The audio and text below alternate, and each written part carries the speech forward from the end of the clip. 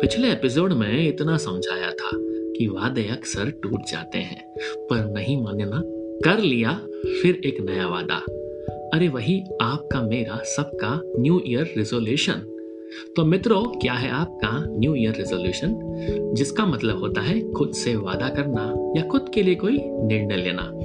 इस साल मैं ये करूंगा, फलना फलना टाइप्स सभी लोग करते हैं। वैसे आप सब लोगों को न्यू ईयर की शुभकामनाएं।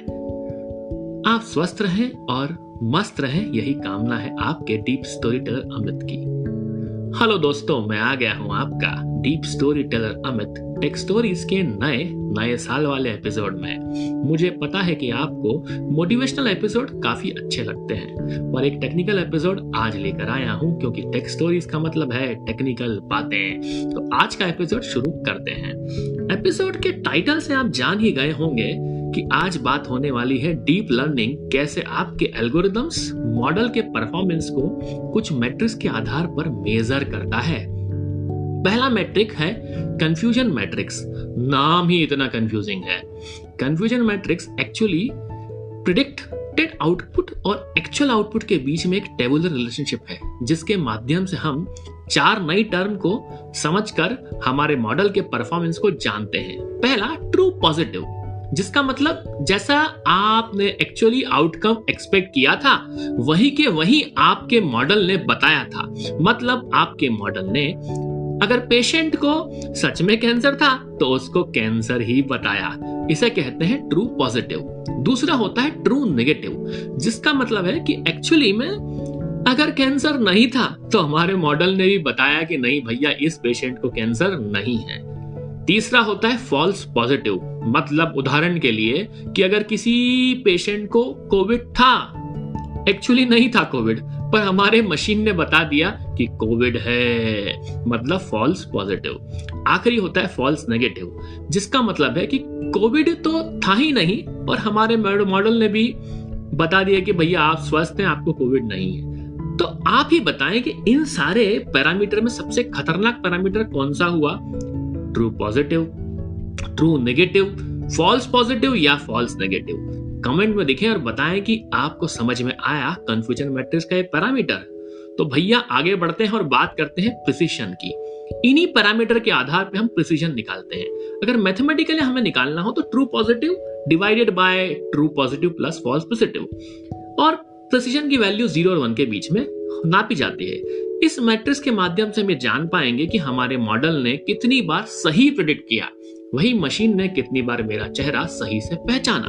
अगर इसकी वैल्यू 1 आती है, मतलब हमारे मॉडल ने कोई भी ट्रू पॉजिटिव केस मिस नहीं किया है। Precision is all about being precise. So even we managed to capture only one cancer case, for example, means we captured it correctly, then we have 100% of precision. अंग्रेजी में उत्तर दे दिया।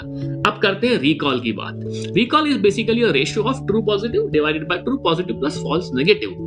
Recall को sensitivity भी कहा जाता है। रिकॉल के माध्यम से हमें पता लगाते हैं कि हमारे मॉडल ने कितनी नंबर ऑफ पॉजिटिव रिटर्न किए। Recall may be defined as number of positives returned by machine learning model. If recall it towards 1, it signifies that your model didn't miss any true positive cases. मतलब हमारे model ने जितने भी true positive हैं वो बता दिए। So basically अगर हम फोकस करना चाहते हैं हमारे फॉल्स नेगेटिव केसेस को मिनिमाइज करना, तो we should recommend to use recall with 100% value, right? So that हमारे पास में फॉल्स पॉजिटिव मिनिमाइज हो जाएंगे, मतलब हम एक भी ट्रू पॉजिटिव को मिस नहीं करेंगे। अब बात करते हैं स्पेसिफिसिटी की। ये रिकॉल का पूरा ही उल्टा है। मतलब पता है, यहाँ पे नेगेटिव कितनी बार आए वो नापे जाते हैं, मतलब हमारा मॉडल बताता है कि कितने नेगेटिव आए। Specificity is basically a contrast to recall. It may be defined as number of negative returned by your machine learning model. Mathematically देखें तो यही रेशियो है true negative divide by true negative plus false positive. आज गला थोड़ा खराब है तो हो सकता है कि आवाजें थोड़ी गड़बड़ हो। फॉर एग्जाम्पल हम कैंसर केस का एग्जाम्पल ले। हमारे पास 100 लोग हैं, 100 लोग, उसमें से 5 ही लोगों को कैंसर है, लेकिन हमारे मॉडल ने हर ही को कैंसर बता दिया। मतलब हमारा जो डिनोमिनेटर में वैल्यू है फॉल्स पॉजिटिव ट्रू पॉजिटिव, उसका सम 95 है। इस केस में हमारे पास में तो प्रॉब्लम हो गई।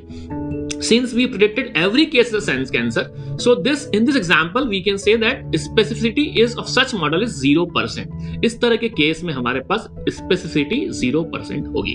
अब बात करते हैं एफ स्कोर की। एक और पैरामीटर होता है, basically it is a harmonic mean of precision recall. Basically F score के माध्यम से हम लोग पता करते हैं कि हमारे पास में कितना हार्मोनिक मीन आ रहा है। प्रिसिजन रिकॉल को भी हम इस्तेमाल करते हैं। अगर इसकी वैल्यू 1 होती है तो ये बहुत ही अच्छा माना जाता है, अगर 0 है तो ये वर्स्ट माना जाता है। तो इसके माध्यम से हम लोग निकाल सकते हैं F1 स्कोर। तो और भी होते हैं बहुत सारे परफॉर्मेंस मैट्रिक्स जिनके किसी न किसी दिन और कवर करेंगे।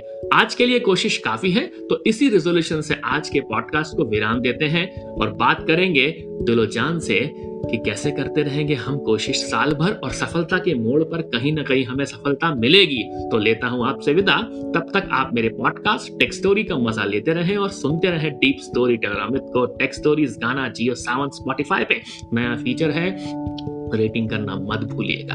और anchor.fm/IoT अमित पर वॉइस मैसेज का इंतजार हमेशा से रहेगा।